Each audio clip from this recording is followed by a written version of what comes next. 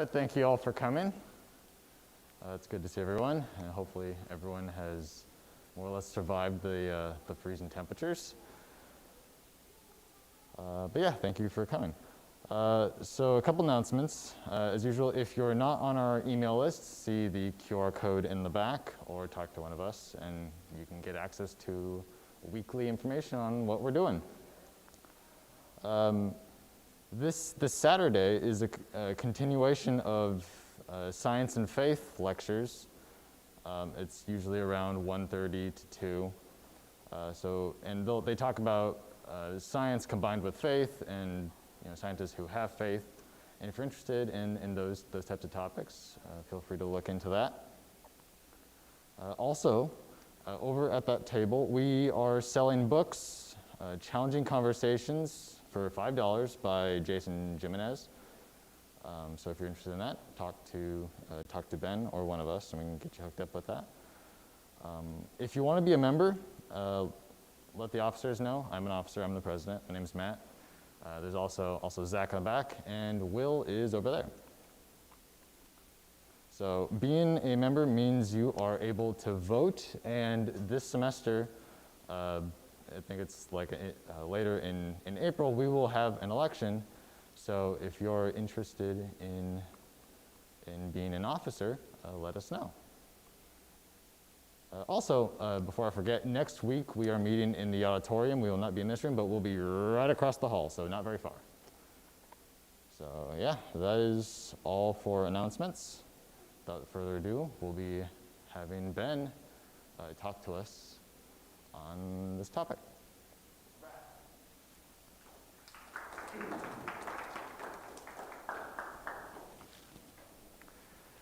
All right, well, I'm super excited for this semester. Wesley and I have been planning this, well over 6 months or something, that we've been kind of planning on this semester and actually equipping you guys with some of the practical advice so that you can become more effective communicators in your spheres of influence. So whether it's the classroom, whether it's in a conversation with maybe someone you just met, maybe it's sharing the gospel, or talking about a more difficult conversation. We're hoping to now, over the next number of weeks, give you some practical tips and guidelines on how you can approach and engage in those difficult conversations, or with, honestly, what can be sometimes very difficult people in a winsome way, in a loving way, a way that seeks out truth and seeks the betterment of the other person.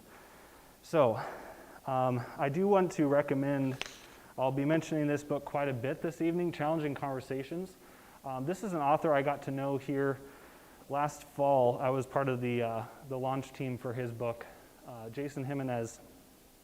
He wrote a really good book that I'll be using. A lot of the material from this evening is pulled from that first chapter.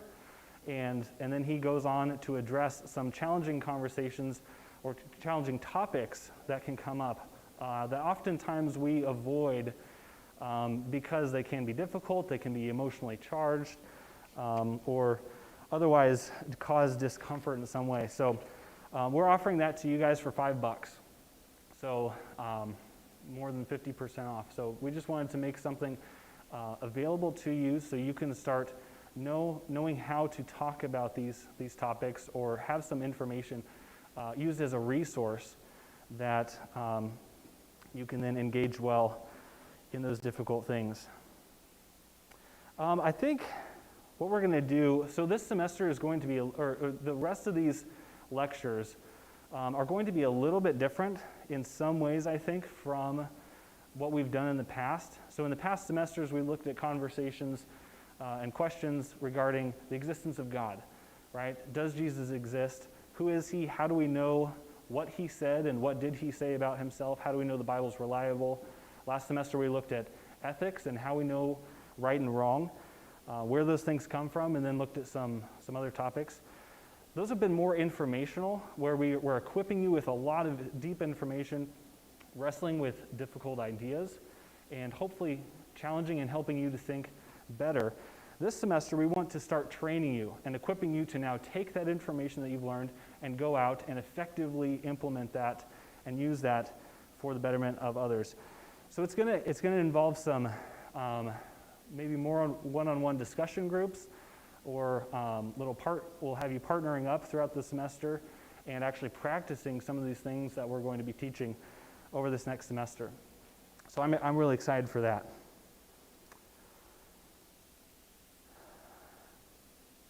This last year has been tough, right? In a number of different ways.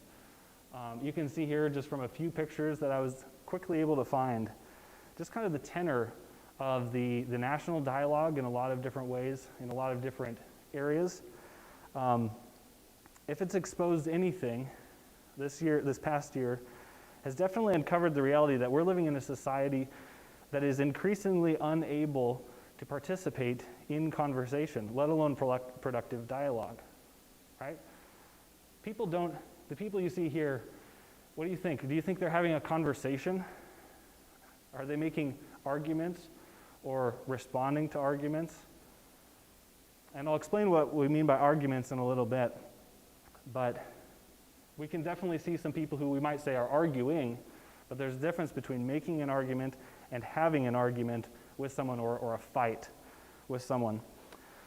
John Stonestreet noted that the pandemic, for example, hasn't really created as many problems so much as it has uncovered or exposed a lot of the problems that have been an undercurrent in our culture for quite a while.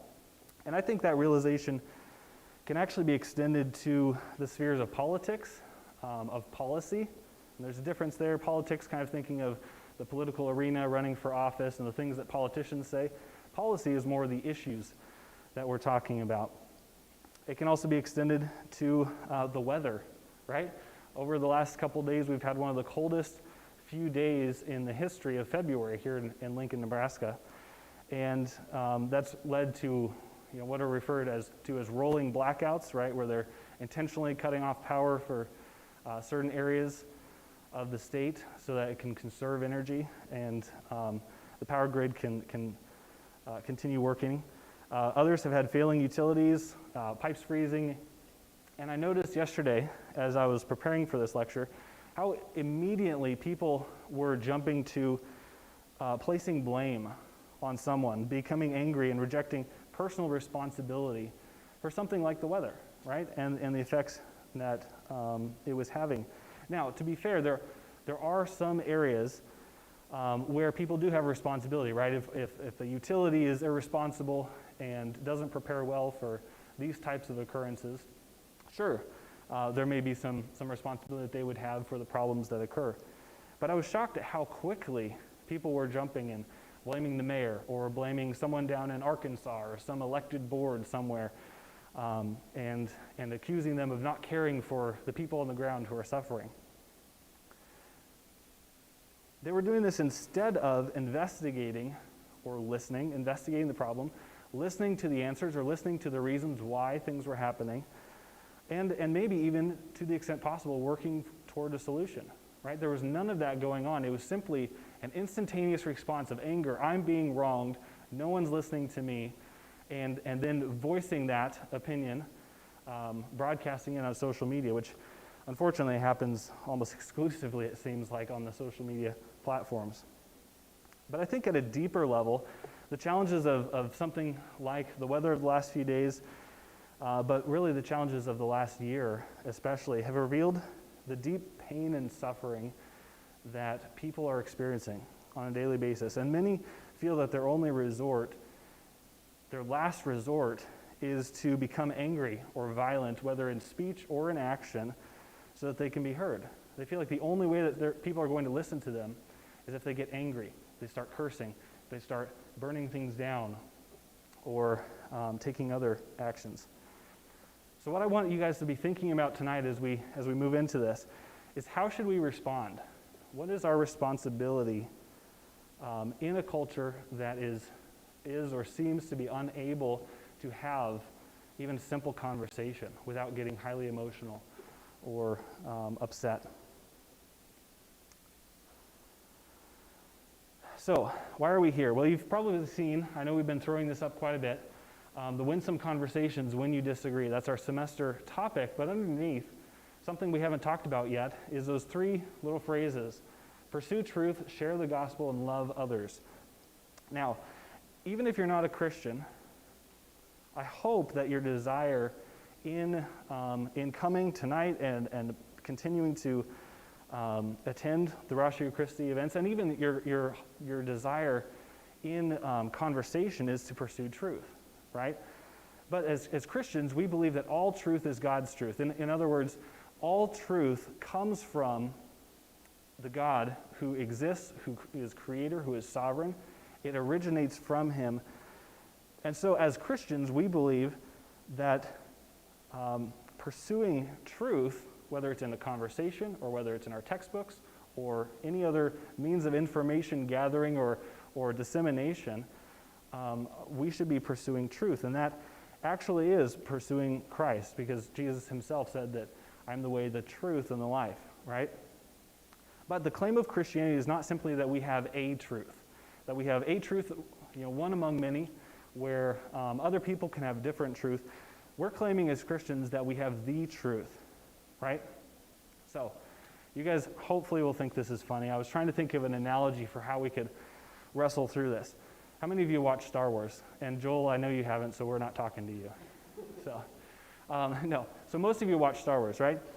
If I were to proceed the rest of the evening to show you every single scene in the first 3 movies that involve Jar Jar Binks, right? Told you the backstory. Yeah, somebody likes that.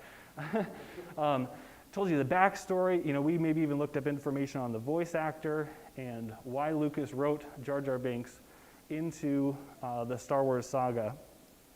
And I said, you know what? Now that we've got all of this information, we're going to go out now on campus, even though it's cold, we're going to find those few people still wandering around, and we're going to communicate to them why Jar Jar Binks is the best character in the Star Wars universe, right? How many of you would be super excited about doing that?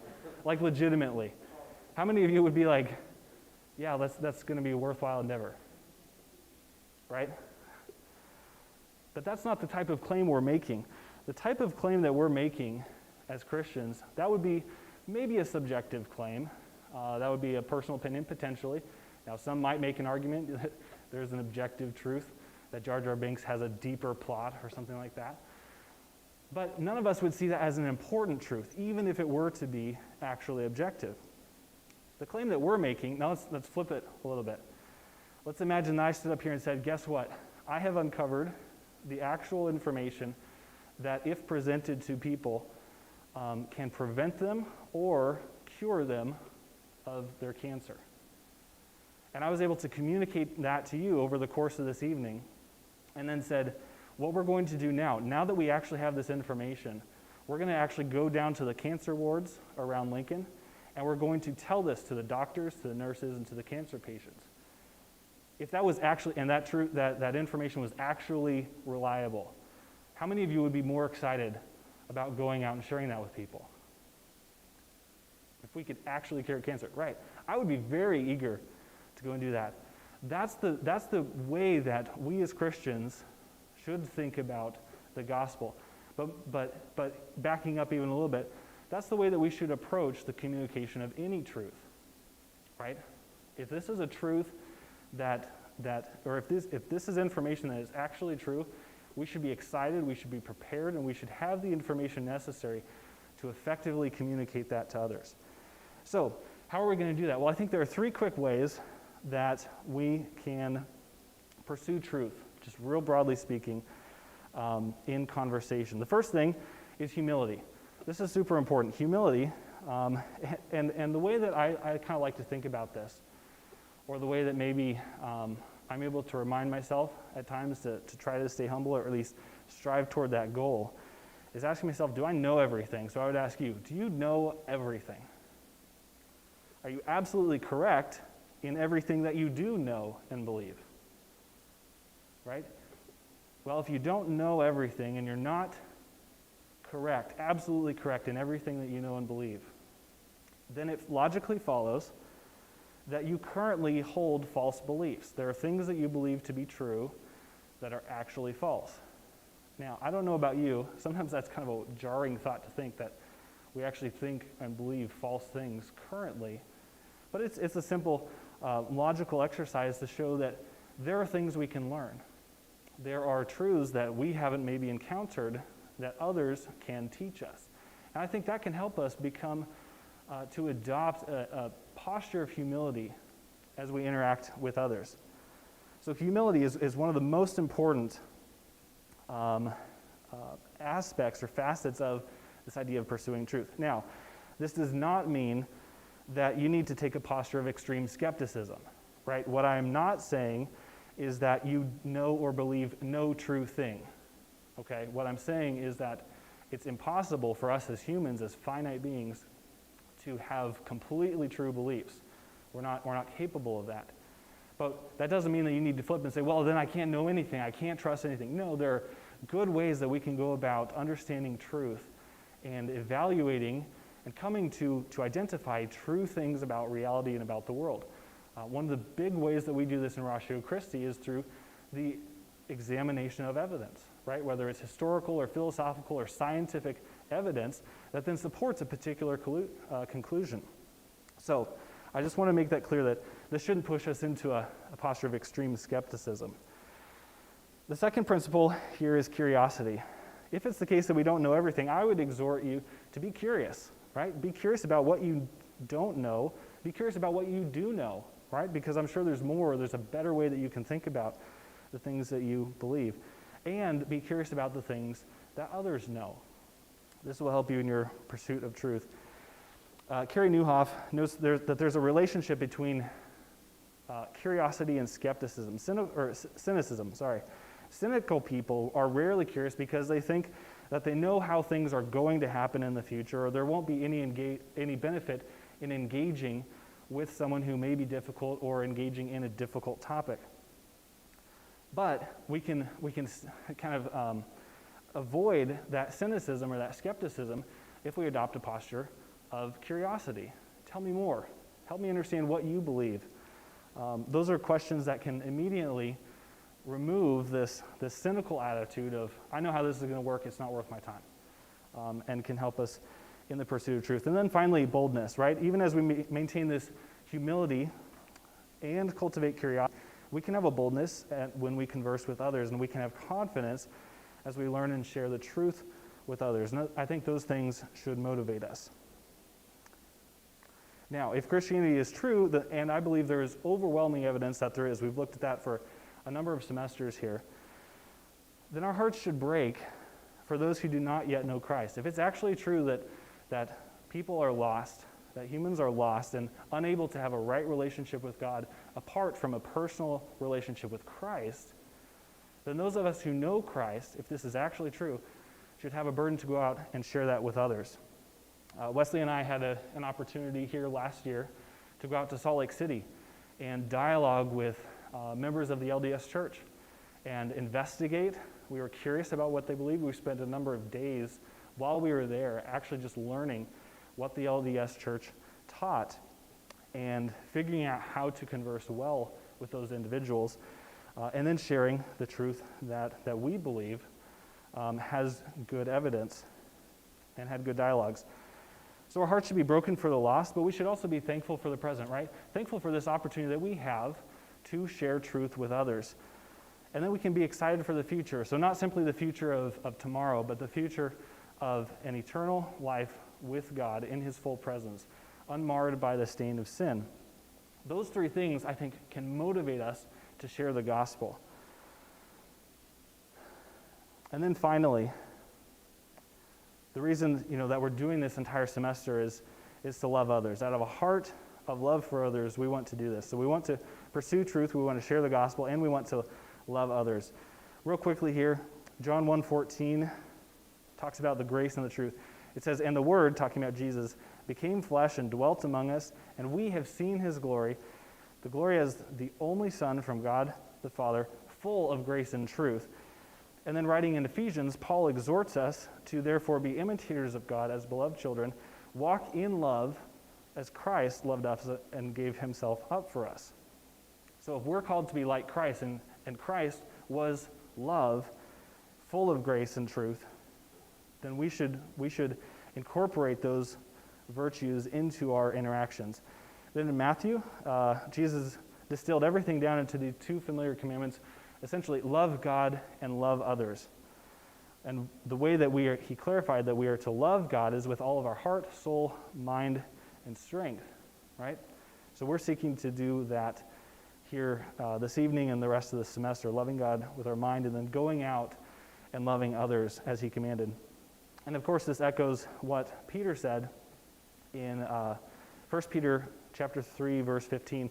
In your hearts, honor Christ as the Lord as holy, always being prepared to give a defense to anyone who asks you for the reason, for the hope that you have, yet doing this with gentleness and respect.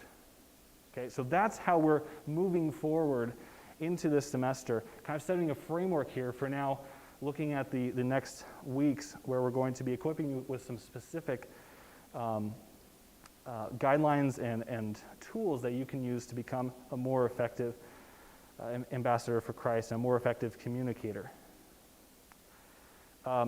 This is a quote that I love from Dr. Jeff Myers, one of my mentors over a number of years. Truth without relationship leads to arrogance, and a relationship without truth leads to apathy, right? We have to remember that truth can make a great club. You can be right about things and be a real jerk. We're going to talk about that in a little bit. All those pictures, even though some of those people in those pictures may actually have been right, they may have been correct in what they were speaking, I'm pretty sure no one was listening very carefully because of the manner in which they were communicating, right? And neglecting truth isn't simply not loving, it's actually unloving. It's actively unloving to the people that we're talking about. Now, we're going to turn a corner here real quickly and look at the next semester. So, tonight we've got becoming a conversational advocate, and I'm really excited to dive into kind of the meat of this evening. Next week we're going to be looking at formal logic, and I don't want that to scare you. What that simply means is we're going to be looking at the discipline of thinking well, right? Before we can speak well, before we can converse well, we need to be able to think well ourselves. So we're going to be looking at differences between deductive and inductive and abductive reasoning, valid and invalid, sound and unsound arguments, and so on, to kind of create a foundation from which we can then begin to learn how to communicate well and ultimately be able to communicate the truth of the gospel to others. Then in a couple weeks, Wesley is going to be looking at logical fallacies. He's going to be covering I'm not sure all the fallacies. I wrote some down here. Hopefully he's going to cover some of them. Things like straw man, right? Have you heard these? Straw man, maybe the red herring, the ad hominem, or against the person or against the man, where you're attacking someone for what they believe, instead of what they're actually arguing about. We may look at poisoning the well or circular reasoning. Some of these phrases that you may have heard or seen thrown around but might not have a grasp of them. We're going to cover those, and then he's going to be looking at not only how to identify these fallacies, these flaws in our thinking, but then how to avoid them, using them ourselves, and then how to respond if someone should use poor thinking in a conversation. And again, doing that without being a jerk, without being rude to them. Then we're going to look at the fundamentals of conversation, which is just laying a groundwork for healthy conversations, from some work there by Peter Boghossian, who's written a pretty great book on that. Then we're going to be looking at some more advanced conversational tactics. So this is actually looking at some tools to encourage, help people to change their minds or at least consider an alternative perspective, yet doing this skillfully and winsomely throughout that. And then I know Wesley is super excited to dive into the Columbo tactic. For those of you who are familiar with Greg Kokel, this is something that he's developed. 3 questions that I kind of refer to as the golden keys of conversation. They're immensely helpful in any conversation you're going to have, especially those surrounding more difficult or challenging topics or topics that you may not have a broad knowledge base in. You can still navigate those conversations effectively. And then we're going to simply look at what is the gospel and how do we share it, right? You can't share the gospel if you don't know what it is. And once you know what it is, you ought to go out and share it. And so we're going to spend an entire evening equipping you with the core tenets of what the gospel is and why it's important to share that with others. And then we're going to be looking at the importance of engaging in difficult conversations.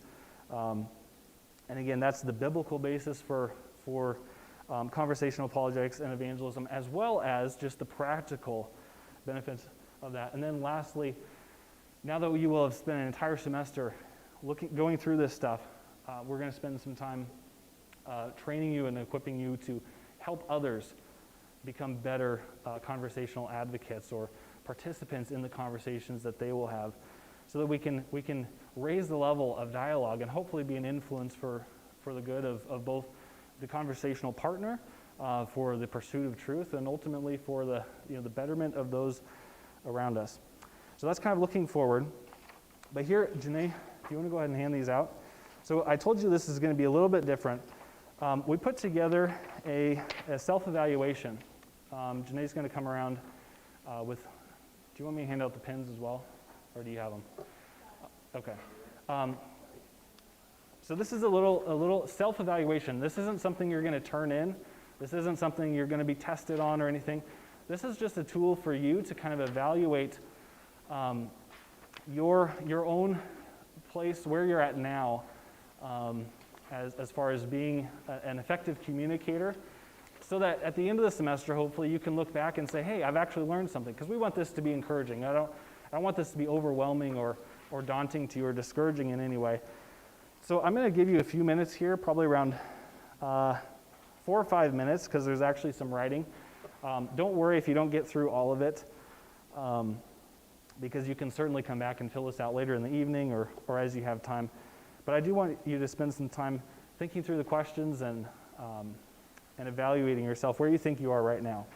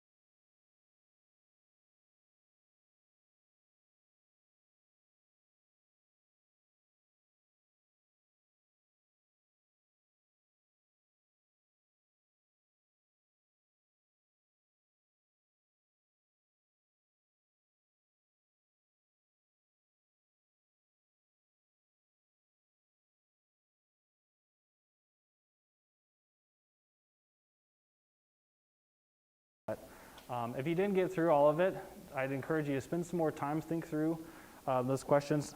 It's, again, purely for your own personal benefit, to just evaluate where you're at now, be able to kind of give yourself a center for how you can evaluate yourself moving forward, and hopefully, over the next few weeks, look back at yourself now and say, wow, I have grown. I've learned how to become a more effective communicator just in my daily life, and hopefully, as Christians, more effective in my witness for Christ, or the conversations that I'm getting into with others about what they believe and about what I believe. So put that away somewhere safe and refer back to it often. All right, so when we avoid conversations, we're going to get into a little more material here from the Challenging Conversations book, but when we avoid conversations about difficult or uncomfortable issues, we signal to others that maybe we don't care, or that those issues are not important. Maybe they're not important to us, or they're just not important in general, right? When we avoid these conversations that make us uncomfortable, make us maybe fearful, nervous, or afraid of how the other person might respond to us, we can give this maybe tacit or kind of undercurrent of, I don't really care about this. This may be something that you're passionate about, and that's great, but I don't really care to be a part of this. I don't want to engage. And as Christians, for those of us who are Christians, we can also have the additional, or send the additional signal that Scripture has nothing to say about those topics, right? If we're thinking about politics, or we're thinking about for the pro-life issue, or we're thinking about maybe policy issues like immigration, or taxation, or freedom of speech, or any number of other more difficult topics, we can actually give the impression that Scripture has nothing to say, that Christianity shouldn't really play in that realm or that sphere, or maybe even that the cross has no effect in certain areas of life. For those who are drug addicts, man, I don't like to talk about that. I'm not really sure what to say. Addicts make me uncomfortable, and what you might end up communicating to someone who maybe struggles with addiction is that Scripture doesn't apply to them. Maybe salvation can't be extended to them, and certainly we don't want to communicate that. But I think before we can get over that hump of I don't want to engage in those conversations, we maybe need to evaluate or investigate what prevents us from engaging. And I think there are 3 excuses that Jason brings up in the book that are incredibly important for us to consider. The first one is ignorance, right? And there are a couple different ways that I've got up there of how that ignorance might display itself, right? So this is an excuse, maybe I don't know enough about this topic, and so I'm not going to say anything. I'm not going to engage with this person.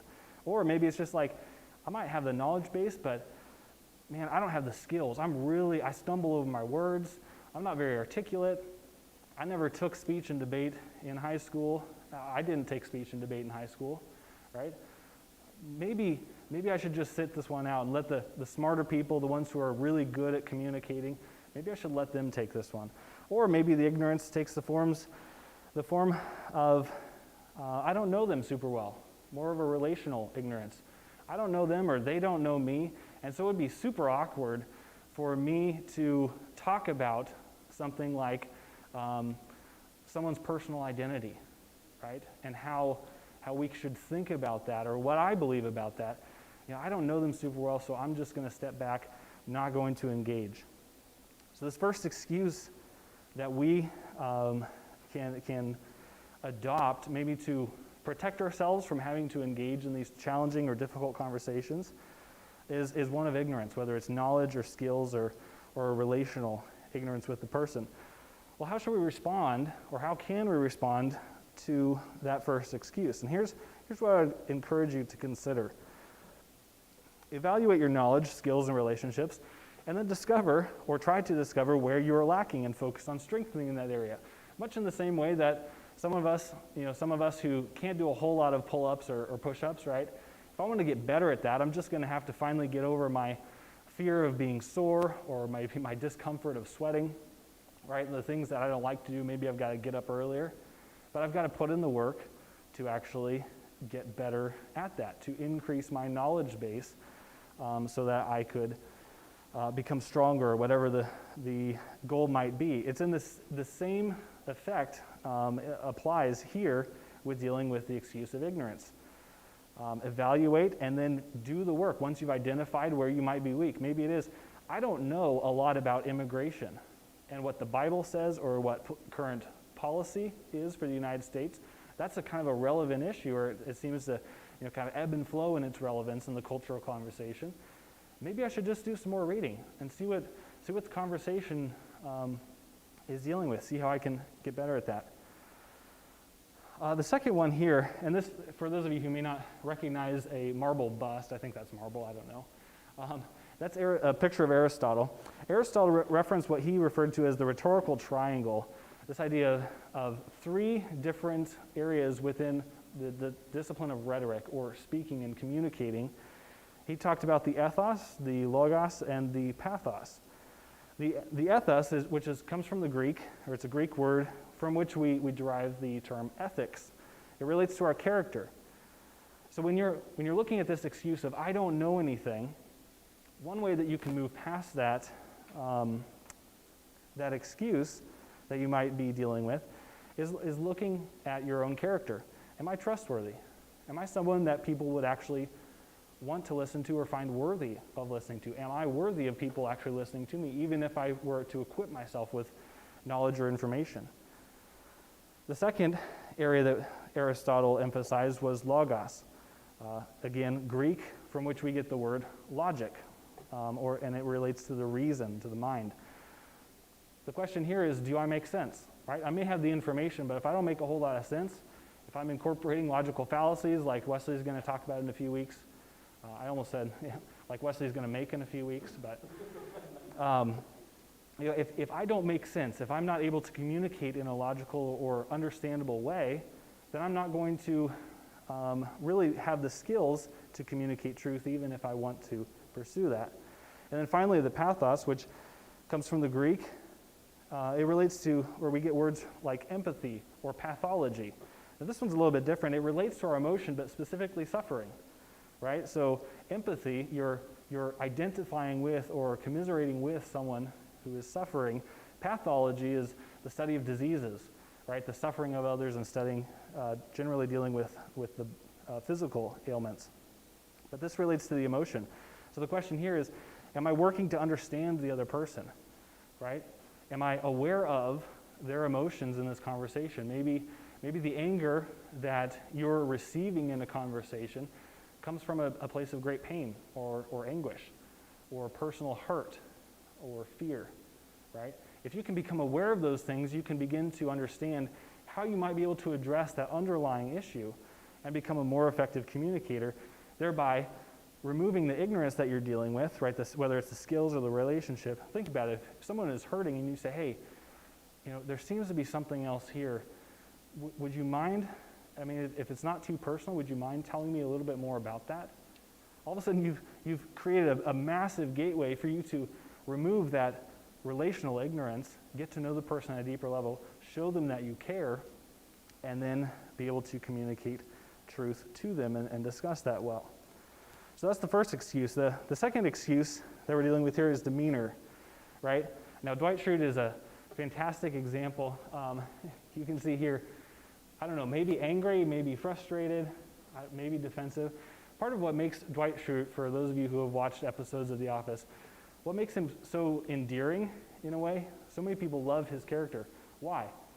Because we can identify with that immediate response to respond in a particular way, right? Something doesn't go right, or Jim is playing another prank on Dwight, and he instantly, right, Michael, and runs into the office, right? That instant response is something we identify with because we struggle with it. But this is something that actually often prevents us from even engaging in the conversations, whether our demeanor is one of anger, right? Which may arise from ignorance. Maybe it's, I don't know something, and so I'm going to respond in anger because I don't want to look like an idiot or I don't want to look foolish. So I'm going to lash out at the person. Or maybe it's arrogance that causes the anger, right? You don't know something, and so I'm going to get angry at you because you're stupid, or you should have learned this back when you were 12, or something else. Or maybe it's simply discomfort. I don't like what's happening in this conversation. I don't like the other person in the conversation, potentially, and so I'm going to choose to get angry. And because of that, because I have that propensity or I have that tendency to become angry in a conversation, I'm just gonna, I'm gonna sit back. That way I don't offend anyone. Or our demeanor might be one of defensiveness, where that can actually come up when we feel attacked, or whether your conversational partner is actually attacking you, actually coming after you personally, or really antagonistically engaging with you. Or maybe you're simply, or the other person is simply being unkind or unobservant.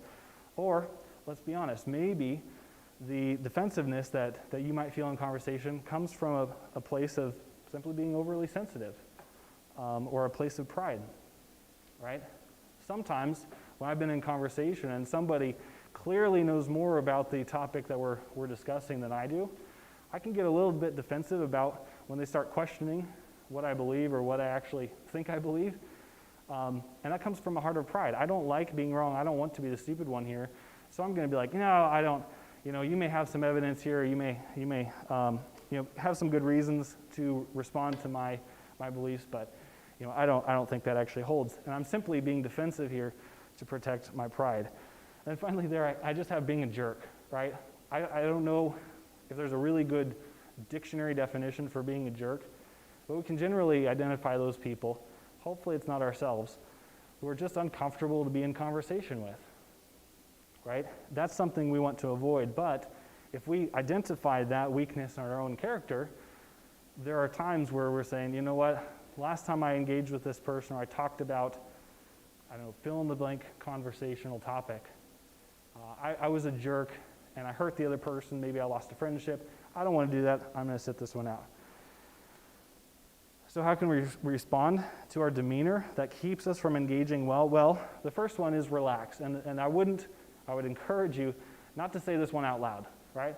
Don't be like the other person, relax, man, like it's going to be okay. That's usually not going to go over well, especially if you're in a relationship or you've got a wife or a spouse, right? If I look at her and be like, just relax, that usually doesn't help the situation.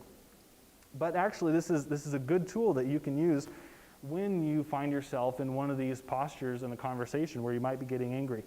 Relax, breathe, take a breath. No one's going to die as a result of the conversation, even if you lose, or even if you don't represent yourself well. So relax, just think of a boxer, right? If you're defensive, you've got your fists up, and you're probably tensed. You're ready to dodge out of the way or respond with a counterpunch. If you relax, you can breathe a little easier.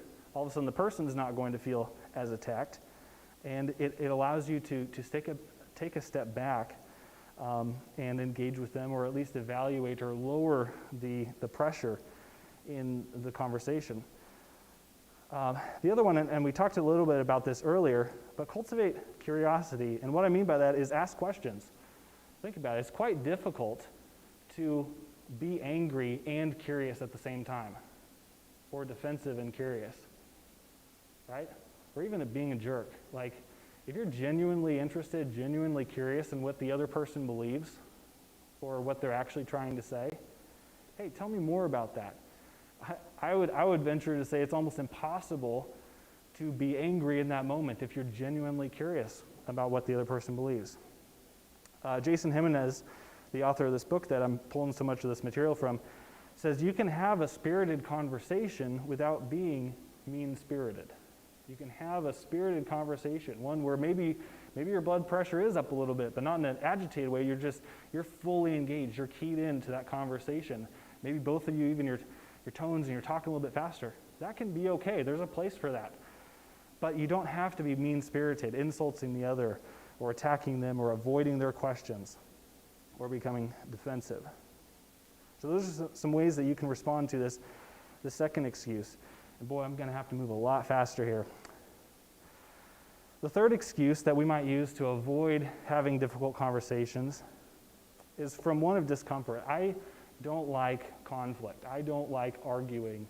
I don't like having to defend my position or my beliefs, and so I'm just going to back away. I'm going to disengage from those conversations. But think about this. All of the excuses that we've looked at here recently in the last few slides are actually excuses that are grounded in you. And I'm trying to spread my gaze so I don't attack, one of you over here. You need to work on this. No. But all of these excuses are grounded in a feeling of what you are experiencing, right? I don't know enough. I don't have the skills. I don't know them, or they don't know me. I don't like this. I don't care about them. I don't care about truth.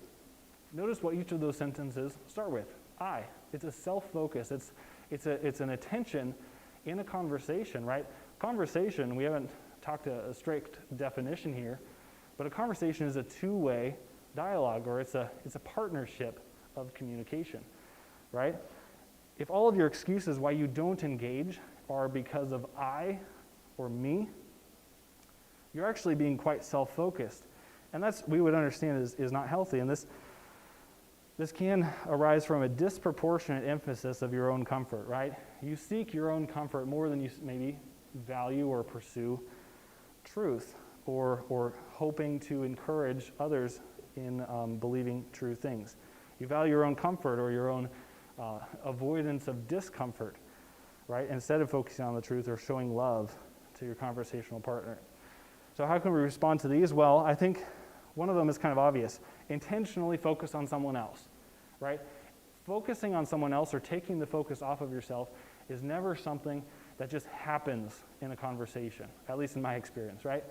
Maybe you're one of the few blessed ones where you've just happened to learn how to focus on others or not be self-focused, but my guess is probably that it's much easier to focus on yourself.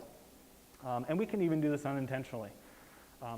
There have been so many times in conversations that I've had, and probably honestly with many of you, where we're talking about who knows what, and as soon as we get on a topic that I get excited about, I want to introduce my story and be like, oh yeah, there was this one time where here's my story, and all of a sudden I've interjected myself and made myself the center of our conversation. Now, that's not always a bad thing, but it can become overbearing, or it can be unkind or unloving to the other person when we always insert ourselves.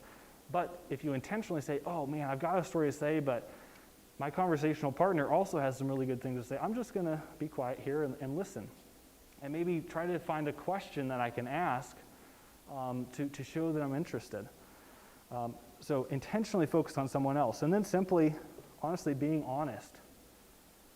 Just tell the conversation partner that you have and be like, man, this conversation, I don't like conflict.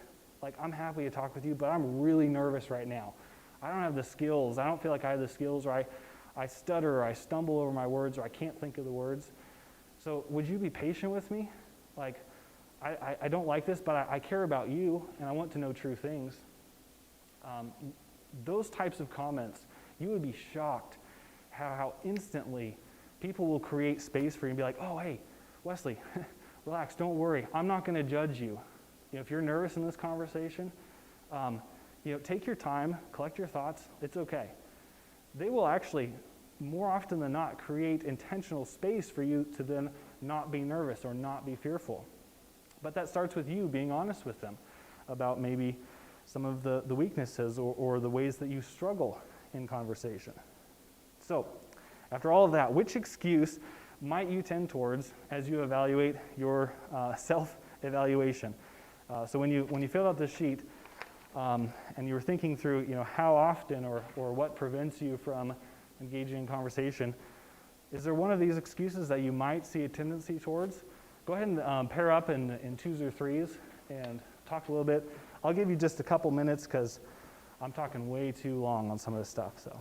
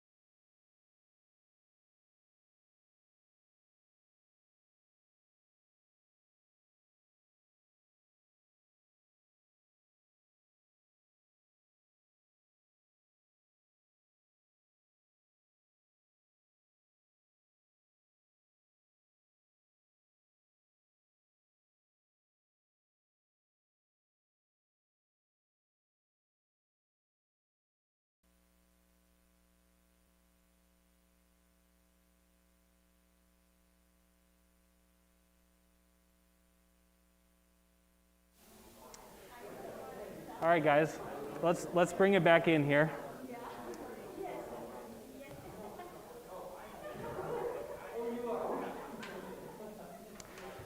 So Jason Jimenez, the author of this book that I've been referencing so much, which again, if I hadn't mentioned, we've got it for sale back there for $5. You should definitely pick up a copy.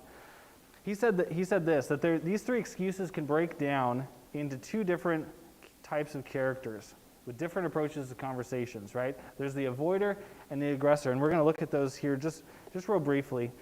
So the aggressor, I'm sure we've all been in a conversation with someone who fits this profile.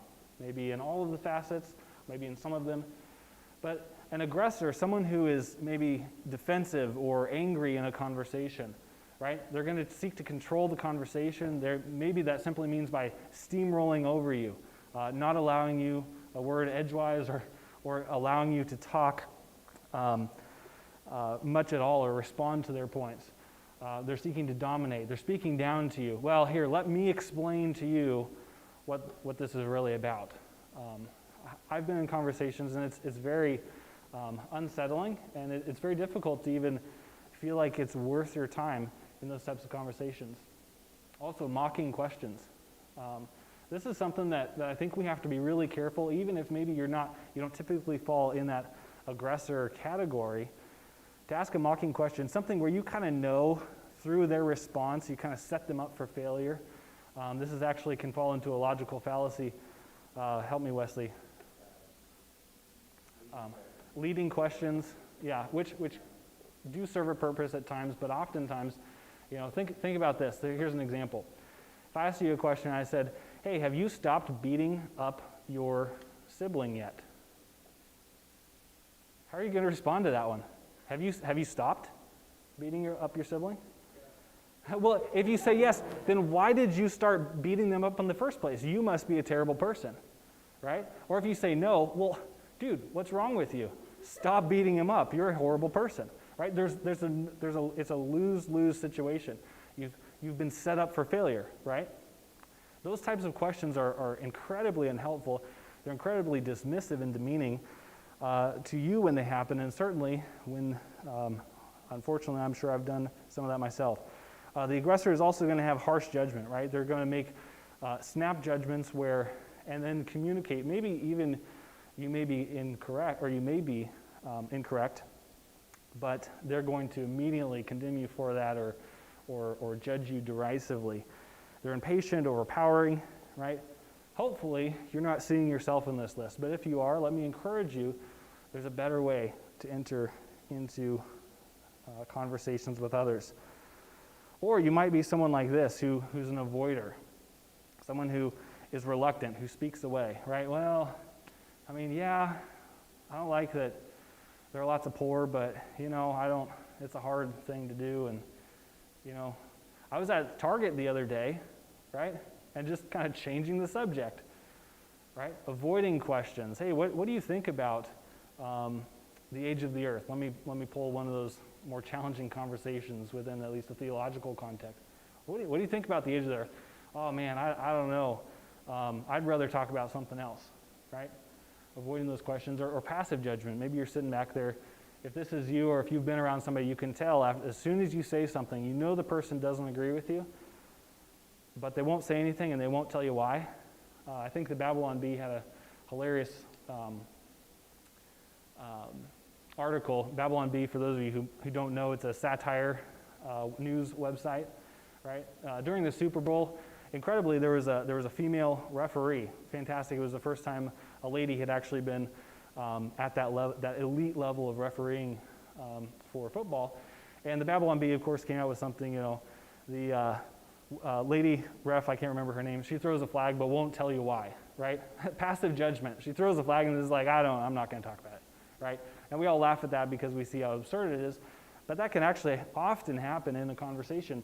It's very frustrating if it happens to you. And certainly it's harmful to the conversation or the person that you're dialoguing with should you do that with someone else. So these are kind of the two extremes that we can fall into when we're dealing with difficult or challenging conversations.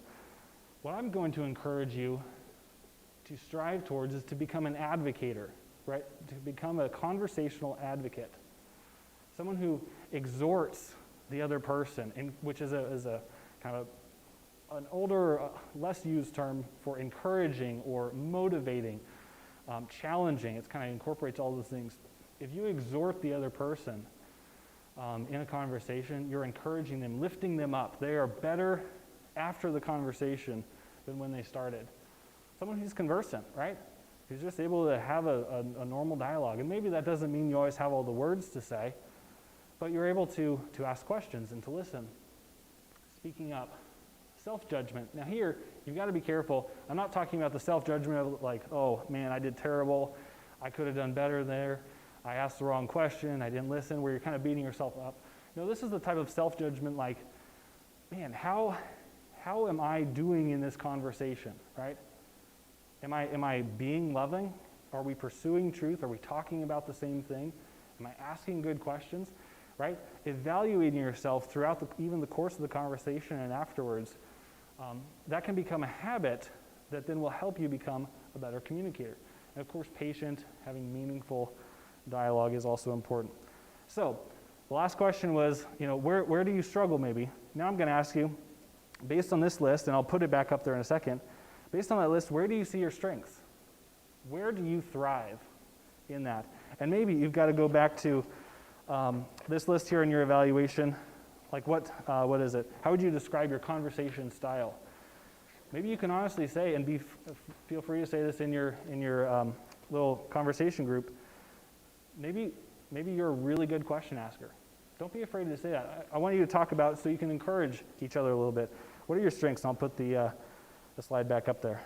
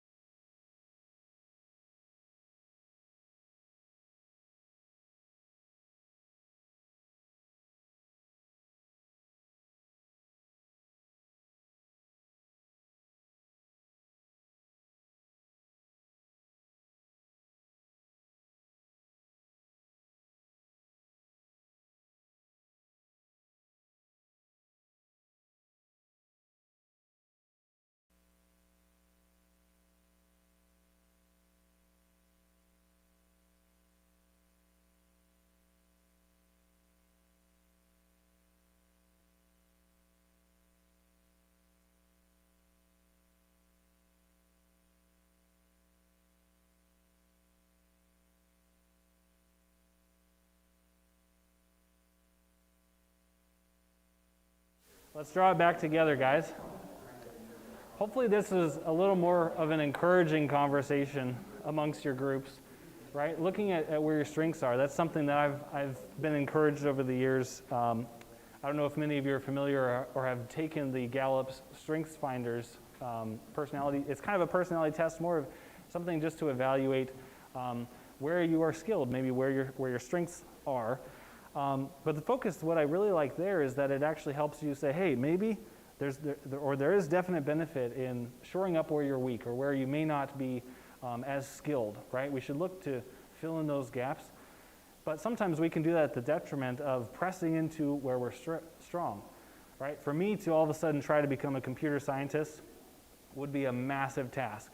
But I could probably do it if I put in enough time, but man, it'd be very difficult for me, and I honestly wouldn't enjoy it very much.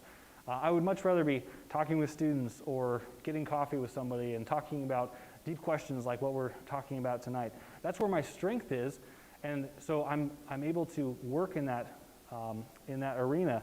And so sometimes that's what I wanted to do here in this little conversation period for you guys, is encourage you to press into your strengths. If you're a good listener, man, be thankful for that. That's something that some of us aren't gifted in sometimes.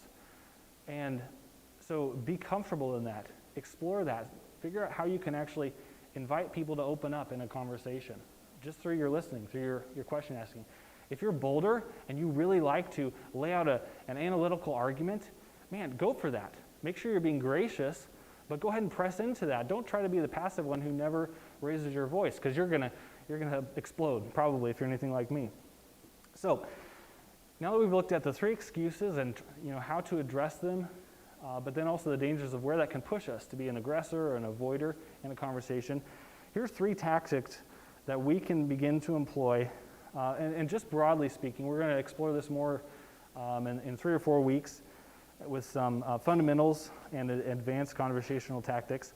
But here's some broad tactics that you can start to incorporate in your everyday conversations to become conversational advocates. And this is relate, investigate, and translate. So the first tactic here, relating, right? I've got a picture of one of my favorite places on earth, right? The Royal Gorge. How many of you have been to Canyon City, Colorado? Just a few of you. Man, it's like a 10-hour drive from Lincoln. It's worth your time.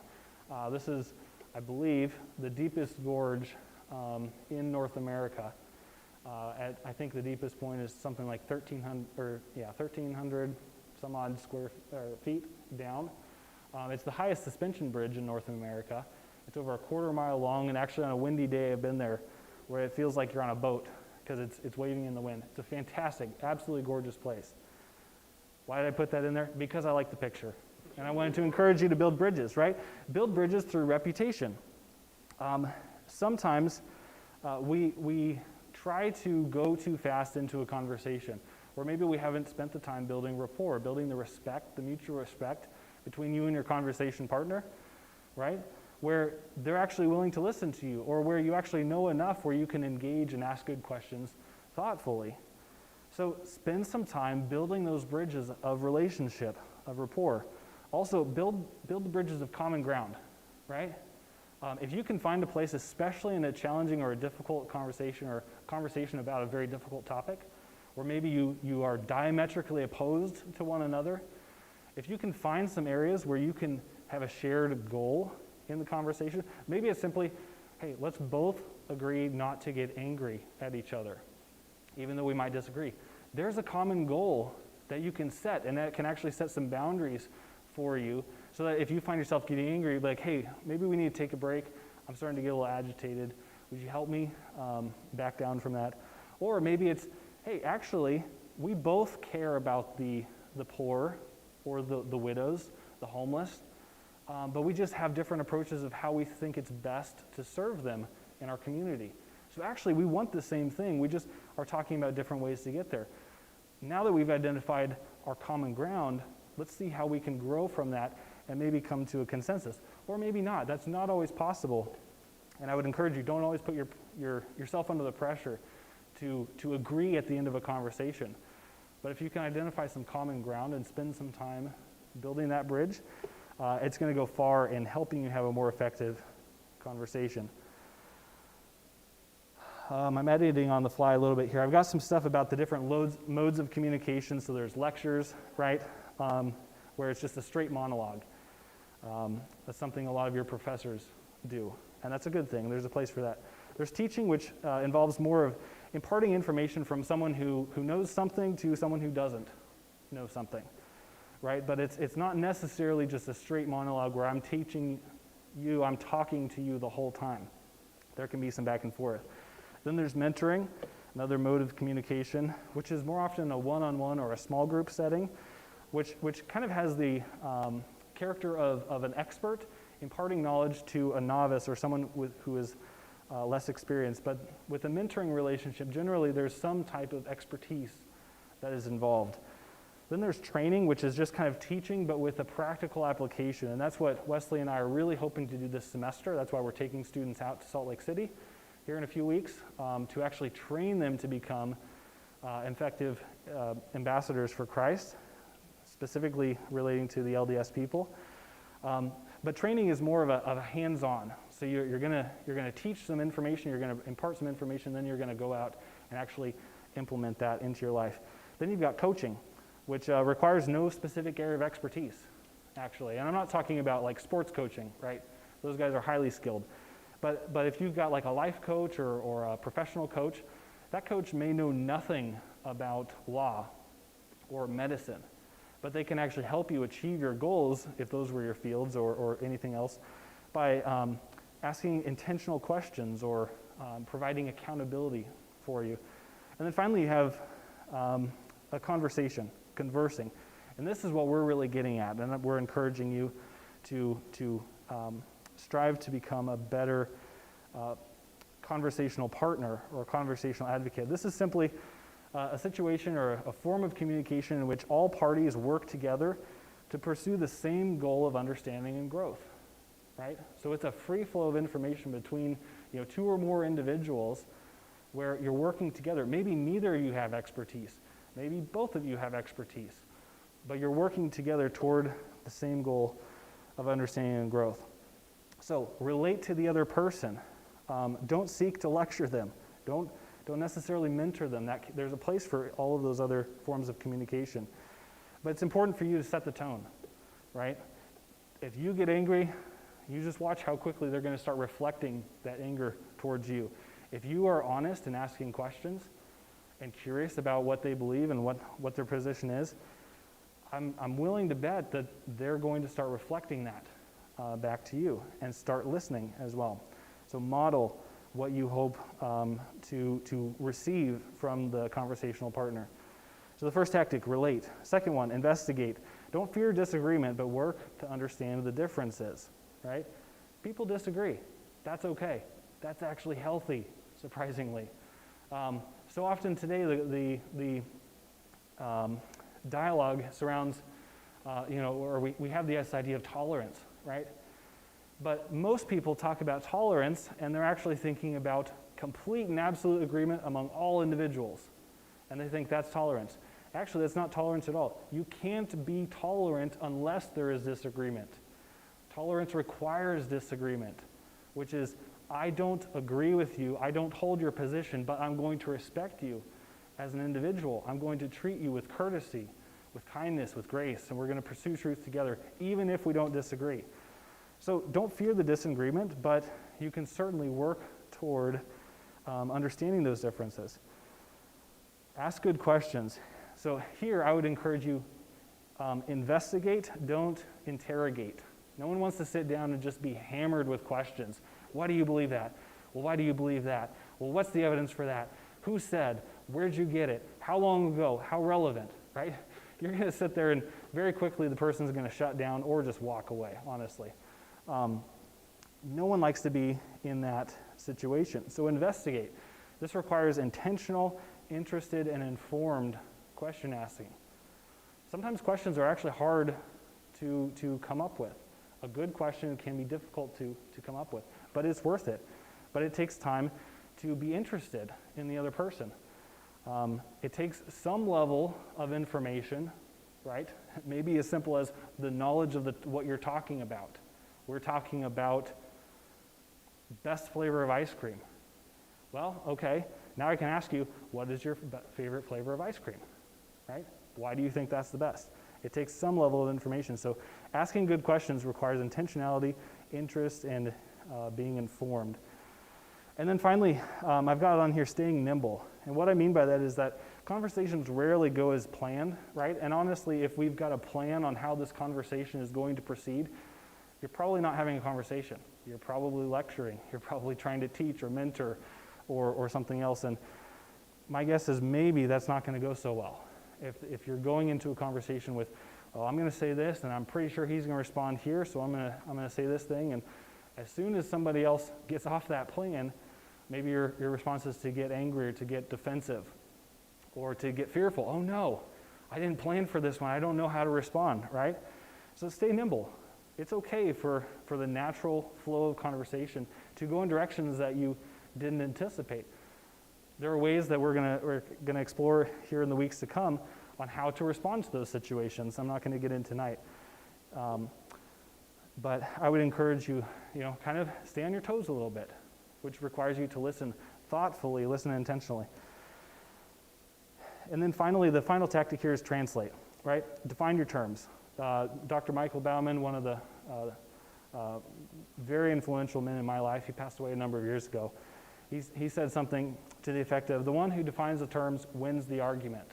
And what he meant by that is when you are able to set down terms that maybe both of you agree on, you're going to go much further in actually arriving at consensus or arriving at truth, right? We're not simply looking for agreement or consensus, we're looking to arrive at truth. But a lot of times that requires good definitions or consistent definitions so we don't fall into another logical fallacy called equivocation, where we're using terms in different ways. That can be very confusing, which gets to the second point, clarity. Avoid jargon and ambiguity, right? Some of you are in highly technical degree programs here at the university. I'm sure some of you could go all, full jargon where I would hardly understand what you're talking about, especially if it's anything related to math or science, right? I'm not very personally, I'm not very strong in those arenas, and so you start pulling out all the mathematical jargon, I'm not going to understand it. But in a conversation, you want to avoid that type of dialogue so that you can work toward clarity, work toward a mutual understanding. And then finally, repeat. Repeat back what you think they said to see if you understand, using phrases like, if I understand you correctly, or if I am getting what you're driving at here in your point. Or maybe, can I repeat back what you just said to make sure that I understand and you can correct me or see where I'm wrong, where I'm misunderstanding, because I think what you're saying is, and then talk to them, right? So here's our last discussion question. I know we're up against our time here.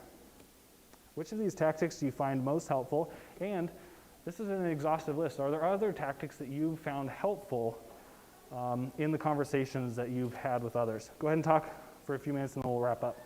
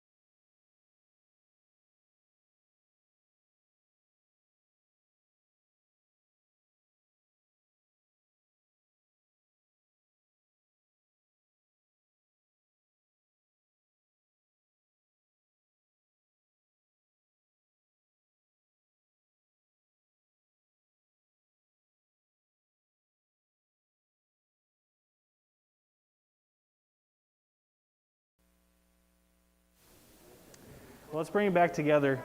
I'm just going to end with this. Kind of, we'll have a short time here for questions. If there's any points you'd like more clarity on, or maybe something that what you didn't feel was covered well, feel free to ask those questions. But I just wanted to give you kind of a look forward to next week. Next week that we're going to be looking at formal logic, and like I said, that can seem kind of like an intimidating or a fear-inducing type endeavor, right? Not many generally are able to take a formal logic class. If you have, you're extremely blessed. But what we're going to be looking at is how to think well. So logic is the discipline of ordered thought, right? How do we think well? What are the principles that apply? How does this influence how we dialogue or how we communicate with others? If you've, like I mentioned, heard terms like, well, that's a valid argument, but that's not a sound argument, and you're like, what? Right? We're going to be dialoguing about that, diving into some deeper discussion. Hopefully, I'm going to try to keep it not too far over your heads, because then it's going to be over my head as well. But hopefully this will be helpful for you. But I think at this time, I'm going to open it up for any other questions that you might have. Hopefully this was helpful. If you didn't get a chance to finish out that evaluation, I'd encourage you to finish it out, put it away somewhere where you'll be able to pull it out at the end of the semester and see how you've grown. Do we have any questions at all? Yeah.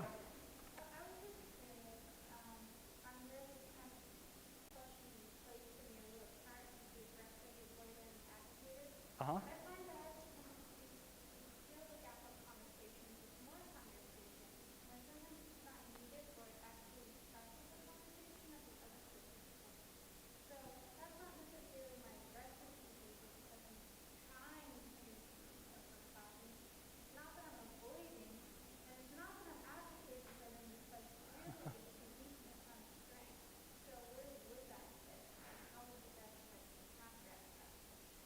Yeah, that's a really good question. So those three broad categories are just that. They're very generalized broad categories that we can start to kind of fit ourselves or kind of set up a framework to how to think about conversations and communicating well. Yeah, asking questions isn't a bad thing. That's actually a very helpful skill to have. But sometimes, I'll speak from my personal experience, it's taken me a long time and I'm still often uncomfortable with silence. Right? All of a sudden everyone's like, oh, this is awful, right? It becomes very quickly uncomfortable, right? Even for me, and I wasn't, just spur of the moment intending to do that, and all of a sudden it's like, oh man, this is awkward, right?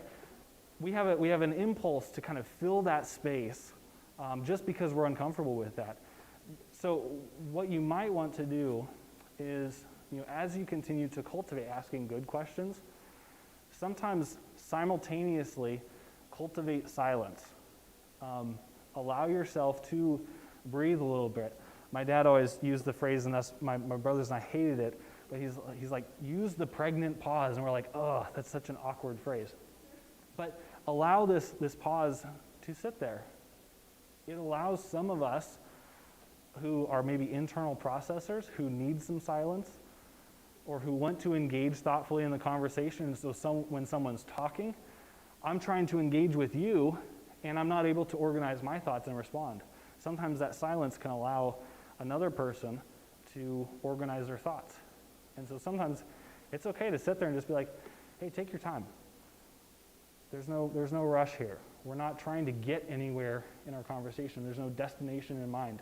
We're here for the pursuit of truth and the betterment of one another, right? So I don't know that really answers your question, but question asking it can be a weakness if we're simply asking questions to fill the space. Or maybe Janae and I were talking about this earlier today as I was coming up with some of these discussion questions. We were throwing around a question, and I asked her, I was like, well, what's the point of that question? Like, I could ask that and you guys would have talked about it, but what's the end goal? Are you better for it, right? Not all questions, regardless of what professors might say, there are some stupid questions. There are some questions that don't need to be asked right away, or maybe it's upcoming in the future material or further on in the conversation. And so that's okay. So I would just encourage you, like, don't beat yourself up if you're always looking to fill those silent spaces. But maybe I would encourage you to cultivate being comfortable with silence, even though, like we demonstrated here just a minute ago, it can get kind of uncomfortable pretty quickly. Yeah. Other questions or anything from online?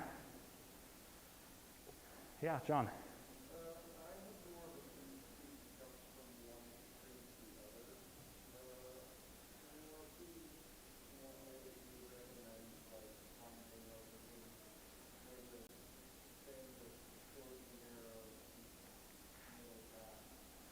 So the two extremes being the, so sorry, for those of you who are online. Yeah, okay, so sorry, for those of you online, the question is, how to avoid kind of the flip-flopping back and forth between extremes. Maybe all of a sudden I'm super aggressive because I'm excited about this, and all of a sudden I don't know anything and I pull back and I'm avoiding. Or maybe I realize that I was too aggressive and so I shut down. And then realize I'm not saying anything and then I get excited again. How to kind of moderate that? Well, one thing is just what you are doing right now, becoming aware of that tendency. The first way to address any issue or problem is to become aware of it, right?